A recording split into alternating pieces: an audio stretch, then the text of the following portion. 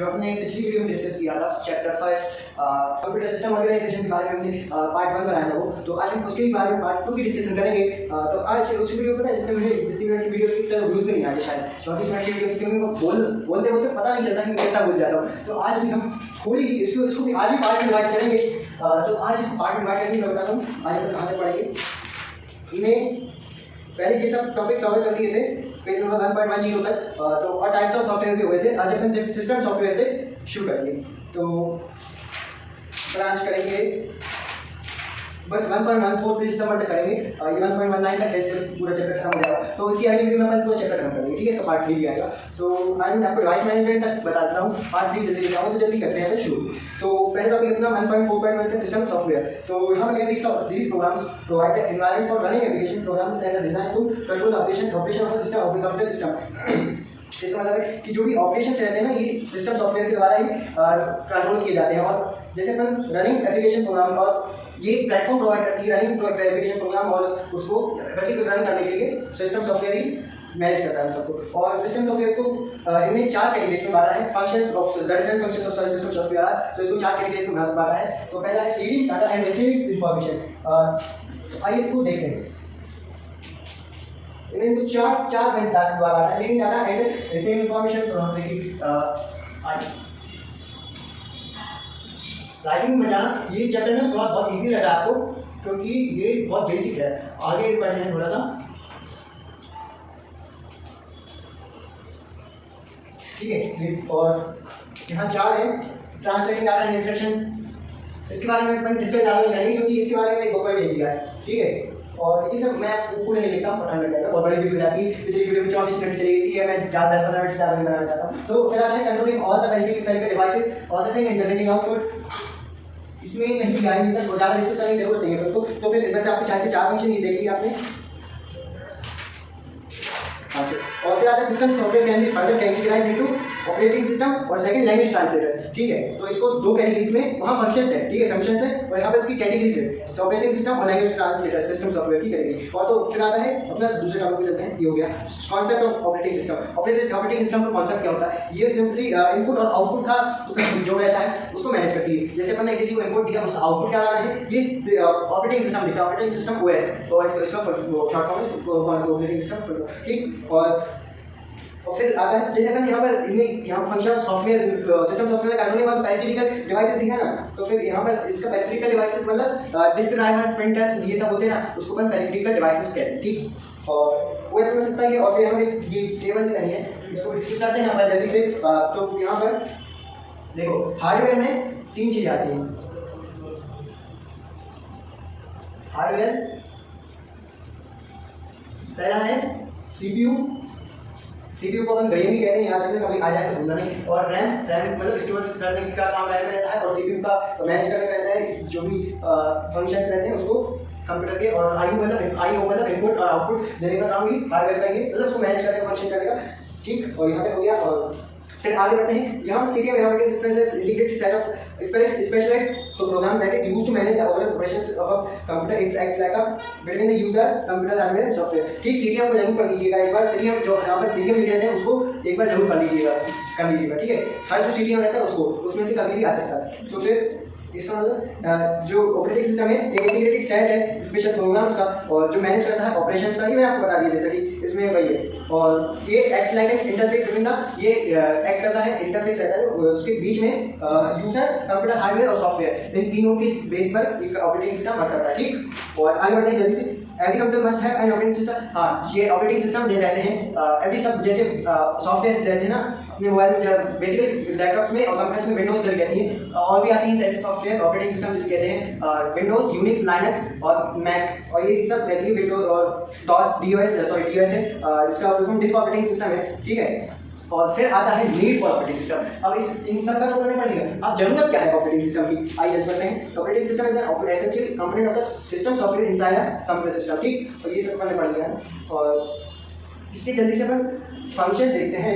Organisation क्यों चाहिए पड़ता है, यूजर इंटरफेस। तो यहाँ पर मैं बहुत अच्छे से बताऊंगी ये सब पॉइंट्स। यूजर इंटरफेस क्या होता है वो बता दो। क्या ना, ई बुक का बहुत कुछ लिखा रहता है, बुक का अपन एक ज़्यादा नहीं करते, ठीक है। तो फिर operating system provide instructions to prepare user interface I way to interact with the user either through GUI और कमांड प्रॉम्प्ट्स। ठीक है, तो ये जो रहता है यूजर इंटरफेस इंफॉर्मेशन को प्रोवाइड करने का काम करता है, जिससे करता है ये एक दो चीज़ें जनरल करता है, एक तो जीयूआई रहता है और एक और कमांड प्रॉम्प्ट रहता है। जीयूआई फोटोज वगैरह एल्बम्स में जो जैसे रहता है और पिक्चर्स को करता है जनरली, ऐसे समझ सकते हैं आप, और जो कमांड प्रॉम्प्ट रहते हैं वो अपने प्रोग्राम डाटा इन सबको देखता है। यही यूजर इंटरफेस का, और इसको यूजर इंटरफेस को कौन ऑपरेट करता है? Operating system. और प्रोग्राम एग्जीक्यूशन, जैसे अपन ने इनपुट दिया पाइथन में या फिर किसी में भी, और उसका आउटपुट क्या देना है, एग्जीक्यूट क्या करना है प्रोग्राम को, वो भी यही देखता है ऑपरेटिंग सिस्टम। और resource allocation, operating system rules and allocates that like CPU. हाँ, एलोकेट यहाँ पर 100 बार है इस चैप्टर में। एलोकेट का मतलब रहता है डिस्ट्रीब्यूट। ठीक है, यहाँ पर मैं लिख देता हूँ एलोकेट्स, ये कम से कम बहुत बार, मतलब समझ लो हर पॉइंट में यह रहेगा आपको, अभी आगे देखना, तो इसका मतलब डिस्ट्रीब्यूट रहता है। ठीक है, और फिर आगे बढ़ते हैं। रिसोर्स एलोकेशन क्या होता है? जो कंट्रोल और डिस्ट्रीब्यूट करता है सिस्टम में, मतलब जो ऑपरेटिंग सिस्टम रहता है उसने रिसोर्सेज को डिस्ट्रीब्यूट करके रखा है कि तुम ये वाला वर्क करना, तुम ये वाला वर्क करना। अब रिसोर्सेज क्या रहते हैं? रिसोर्सेज मतलब सीपीयू, टाइम, मेमोरी, रैम, इनका वर्क खुद का वर्क रहता है कुछ। ठीक है, बस इतना ही है रिसोर्स एलोकेशन में। और manipulation of file management system, it means the manipulation in which information is stored. हाँ, तो मैनिपुलेशन ऑफ फाइल सिस्टम के रहता है, जैसे जिसमें इंफॉर्मेशन जाके स्टोर होती है फाइल में, सिस्टमली स्टोर रहती है, और ये generally derived from the hard disk, मतलब हार्ड डिस्क में जनरली वो हो जाती है स्टोर। ठीक है, इतना ही है। फिर IO operations, input output operation, जैसे मैं आपको बताया कि ये इनपुट और आउटपुट का जैसे क्या देना है, इनपुट दिया तो आउटपुट क्या देना है, इसका भी काम ओएस का ही रहता है। यहाँ पर इसमें भी, यहाँ पर भी दिया है, नीड्स में भी दिया है इसका। और फिर आता है एरर डिटेक्शन, सिंटैक्सेस आते हैं, वो भी ओएस देखता है कि क्या सिंटैक्स आया है, क्या एरर आया, ये सब। और फिर आती है सेवन क्या करती है? ठीक, operating system control the various system hardware software resources and allocates them to the user और performs as their requirement, program से एग्जीक्यूट कर। तो यहाँ पे ये ऑपरेटिंग सिस्टम हार्डवेयर सॉफ्टवेयर को भी एलोकेट करता है कि क्या कौन सा, मतलब डिस्ट्रीब्यूट इनको भी करता है हार्डवेयर सॉफ्टवेयर को और ओएस में, और इसको मैनेज भी ओएस करता है। ये सब नीड थिंग्स की, और हर प्रोग्राम का अपना नाम रहता है, वो भी ओएस ही देता है ऑपरेटिंग सिस्टम कि क्या कौन सा प्रोग्राम क्या है, ये सब। ठीक है, और फिर आते हैं हमारे फंक्शंस ऑफ ऑपरेटिंग सिस्टम पे। तो फंक्शंस क्या है इस ऑपरेटिंग सिस्टम के? देखो, the main task of an operating system carries out is the allocation of resources and such as memory, devices, processors and information। तो इसका ऑपरेटिंग सिस्टम का मेन टास्क ये रहता है कि इसको सर्विस प्रोवाइड करना है, एलोकेशन ऑफ रिसोर्सेज डिस्ट्रीब्यूट करना है रिसोर्सेज को। सर्विसेज क्या मतलब? सर्विसेज से उसका मतलब आउटपुट देना है, क्या आउटपुट देना है। ठीक है, और बाकी क्या करना है। और फिर आता है such as memory, devices, processor, जैसे कि मेमोरी क्या करना है, डिवाइसेस, इसे मैंने आपको बता दी फंक्शंस ही। और the major functions perform by an operating system are as follows. Resource management, अब इतना बात नहीं बताऊँ मैं आपको, हिंदी में बता रहा हूँ, आप उतना ही लेके आना है इसमें ट्रांसफर करके, मैं जो बताता हूँ वही लेके आना, पूरे मार्क्स मिल जाएगा आपको। ठीक है, तो फिर ऑपरेशन सिस्टम रिस्पांसिबल एलोकेटिंग, ये सब मैंने आपको बता दिया, मैंने 10 बार लिखा है एलोकेटिंग यही लिखा है सब में। एलोकेटिंग के लिए वो जरूरी लिया था, और मैंने आपको इस multiple users the need for managing and controlling resources like memory, file, devices etcetera. जैसे कभी भी अपन ने बहुत सारे विंडोज खोल लेते, मतलब वो खोल लेते हैं ना टैब्स नीचे, जैसे यूट्यूब भी खोल लिया, आइडिया भी खोल लिया, और नोटपैड भी खोल लिया, तो फिर वहाँ नीचे टैब्स आ जाते हैं, और इसको एलोकेट भी यही करता है। ठीक है, इसमें यही है, जैसे कि मल्टीपल यूजर्स हो जाते हैं, need for managing controlling resources like memory, file, devices. File में जैसे वो फिर अपन आइडिया में सेव क्या करेंगे, उस सेव भी वो ओएस देखता है कि ये आइडिया है तो पाइथन का उसमें सेव होना है, और उस फाइल में पाइथन का सेव होना है, और .py करके अपन सेव करते हैं तो वो पाइथन में जाके फाइल में बनाएंगे तो उसमें जाके सेव होगा, और दूसरे की वो दूसरे में सेव होता है। और जैसे मेमोरी भी यही देखा, डिवाइस भी यही देखा, सब वही है। इसी में डेटा ऑपरेटिंग सिस्टम की track of CPU processing system internal task application. और बताऊँ मैं आपको और क्या है सीपीयू प्रोसेसेस, इंटरनल टास्क, ये सब काम करते हैं। देखो, CPU processes, internal external memory, task, applications, users, communication channels, ये सब इसकी फंक्शन है रिसोर्स मैनेजमेंट के। और it also decides between configuring request for application, Facebook example, maximise to minimise response time, ये सब इतना नहीं है। अब अपन सीधा आते हैं टाइम मल्टीप्लेक्सिंग क्या होता है और स्पेस मल्टीप्लेक्सिंग क्या होता है। ये भी रिसोर्स मैनेजमेंट का ही एक पार्ट है। वहाँ पे आप बुक अगर खोल के रखिए 1.1 पेज नंबर है, तो आइए देखते हैं इसको। टाइम मल्टीप्लेक्सिंग क्या होता है, आइए इस बनाते हैं। टाइम मल्टीप्लेक्सिंग, तो ये आपको बताऊं, इधर time multiplexing, CPU gets shared among different programs of the users at interns ये सब तो time spend to task and determine who will, हाँ तो टास्क मैनेजर वो रहता है जो मैनेज करके रहता है टास्क को, जैसे कि ये एक लाइन में एग्जीक्यूट करता है, ठीक है, एक एक करके एग्जीक्यूट करता है एक बार में, कौन सा क्या जाना है, मतलब मैं बताता हूँ सोचे से ऑप्शन बताता हूँ। ये वाली कैसे एक प्रोग्राम को रन करना है और कौन सा पहले जाना है और कब जाना है, ये टाइम मल्टीप्लेक्सिंग का काम है। और इसमें ज़्यादा मेन तो है नहीं है, यहाँ पर will go for next and for how ये वाली लाइन आप अंडरलाइन कर लीजिएगा। और main memory divided amongst several अरे प्रोग्राम्स, और जो मेन मेमोरी रहती है और इस प्रोग्राम में स्टोर रहती है, ये सब फालतू है यार, ठीक है, आप मैं जितना बता आप उतना लेके आइएगा। और फिर स्पेस मल्टीप्लेक्सिंग का भी बताते हैं, स्पेस मल्टीप्लेक्सिंग टाइम मल्टीप्लेक्सिंग का हो गया, और फिर स्पेस का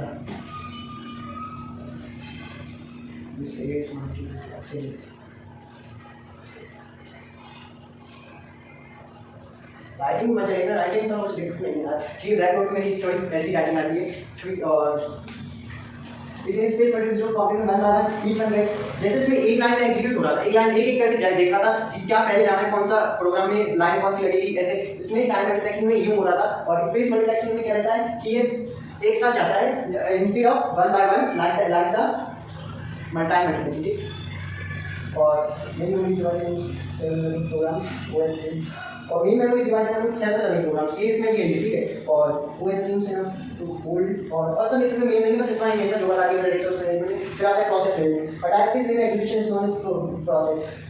प्रोसेस मैनेजमेंट कहते हैं जो प्रोसेस होती है ना, अपने इनपुट दिया आइडियली में कोई सा प्रोग्राम एग्जीक्यूट किया, उसको फिर आउटपुट देना है। तो मैंने आपको उधर आईओएस साइकिल बताई थी, उसके बीच में जो प्रोसेस आता है इनपुट प्रोसेस आउटपुट, इसको प्रोसेस मैनेजमेंट को भी ओएस ही देखता है, ठीक है। और ये एक फंक्शन ऑपरेटिंग सिस्टम का ही। और फिर आता है अटैक्स और टास्क, जैसे बन देते हैं इसको टास्क भी बोलते हैं, ठीक है, इसको ही टास्क बोलते हैं। और फिर आता है ऐसे होल्ड सर्वर प्रोग्राम एडवांस, ठीक है। फिर आता है प्रोसेस मैनेजमेंट, ये हो गया इतना ही है, प्रोसेस मैनेजमेंट में ये बता दिया।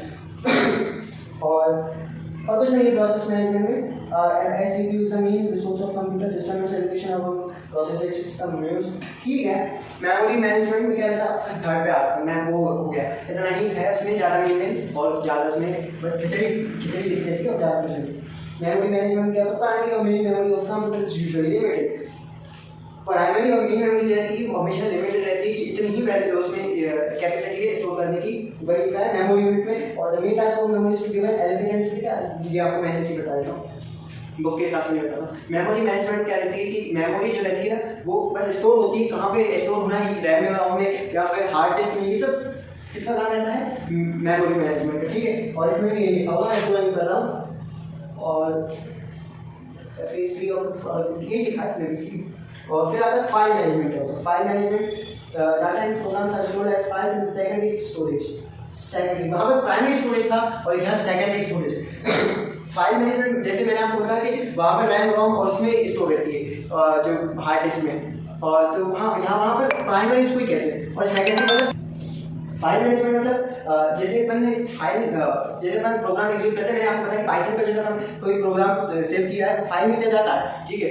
जैसे मैंने फाइल में फाइल बना रखी है तो उसमें जाता है, ठीक है। फाइल मैनेजमेंट यही रहता है। और इसको भी कौन एलोकेट करता है, मतलब कौन उसको करता है, फंक्शन ओएस, ठीक। और device management, computer system has many IO devices and hardware connected.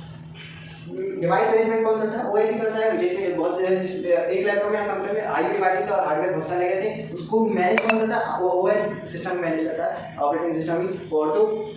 और जस्ट लाइक फाइल्स, हाँ जस्ट लाइक फाइल्स डिवाइसेस और जो रहती हैं उसको फाइल मैनेजमेंट की एलोकेट करता है, ठीक फंक्शन। और बाकी इसमें ज़्यादा और कुछ आज मैं नहीं कराता हूँ, एक वीडियो बहुत लंबी हो जाती है, पिछली वीडियो बहुत 35 मिनट की हुई, 40 मिनट की, मैंने उसको थोड़ा शॉर्ट करके 34 मिनट कर दी। और आज बस इतना ही, मुझे लगता है आज आपको समझ में आया होगा बहुत अच्छे से, क्योंकि मैंने पूरा हिंदी में बताया और बस ही हम हो गया था यार। तो फिर हम यहाँ पर कहाँ कंप्लीट कर लिए, फंक्शंस ऑफ ऑपरेटिंग सिस्टम हो गए, ओएस यूजर इंटरफेस पे। अब आएंगे अपन इसको अगली नेक्स्ट वीडियो में या फिर थोड़ा एक दो पार्ट और लाके इसको कंप्लीट कर देंगे, ठीक है। और अपने कितने तीन तो पेज बचेंगे, वैसे 3 पेज अगली वीडियो में कंप्लीट कर देते हैं, ठीक है। और अब चलते हैं गाइस, थैंक यू।